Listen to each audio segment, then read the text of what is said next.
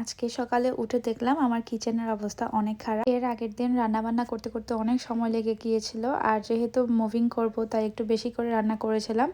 আর বড় পাতিলাটা যেহেতু ইউজ করেছিলাম আর এটা ধুইতেও অনেক সময় লাগে, তাই ভাবলাম যে এর পরের দিন ধুবো।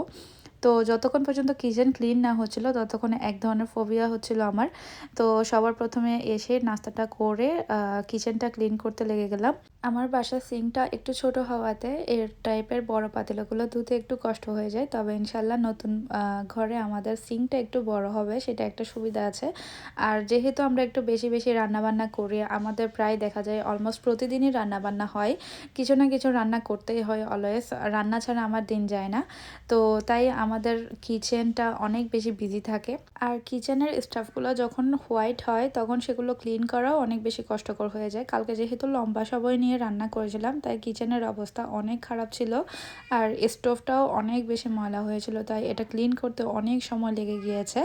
তো যখনই আমি ঘর দেখার চিন্তা ভাবনা করছিলাম তখন সবসময় আমার একটা প্রেফারেন্স ছিল যে আমার কিচেনটা অনেক বড় হতে হবে, কিচেনের জিনিসগুলো সুন্দর হতে হবে, নতুন হতে হবে।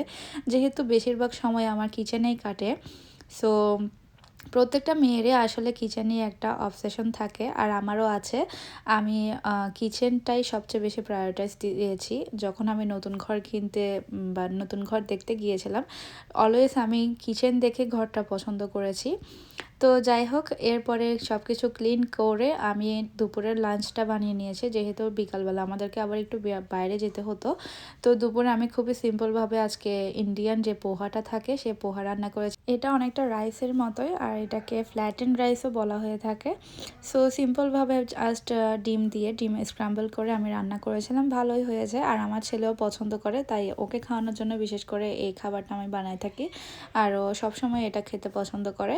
তো এরপর আমরা ওয়ালমার্টে চলে আসি। ওয়ালমার্টে আমাদের কিছু কার্টেন দেখা ছিল ঘরের জন্য।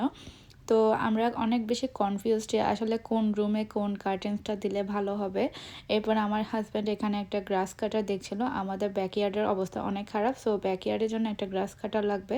সো এরপর আমরা কার্টেন ওয়ালমার্ট থেকে নিতে পারিনি, কারণ আমরা অনেক বেশি কনফিউজ ছিলাম। সো আমি আরও অপশন দেখতে চাচ্ছিলাম, এখানে আসলে অপশন অনেক কম থাকে। যেহেতু এখানে আগে কখনো কার্টেন কেনা হয়নি, তাই আমি একটু কার্টেন্সটা নিয়ে একটু কনফিউজ যে কোন কার্টেন কোথা থেকে নিলে ভালো হবে প্রাইস অনুযায়ী সব কিছু মিলিয়ে। আর আমার ছেলে ইদানিং বাইরে গেলে আমাদের কথা একেবারেই শুনতে চায় না, অনেক বেশি দুষ্টুমি করে, অনেক দৌড়াদৌড়ি করে।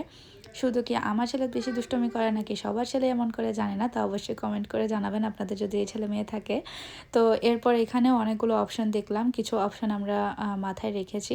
সো আজকে ব্লগ এখান পর্যন্ত ছিল, সবাই ভালো থাকবেন, আল্লাহ হাফিজ।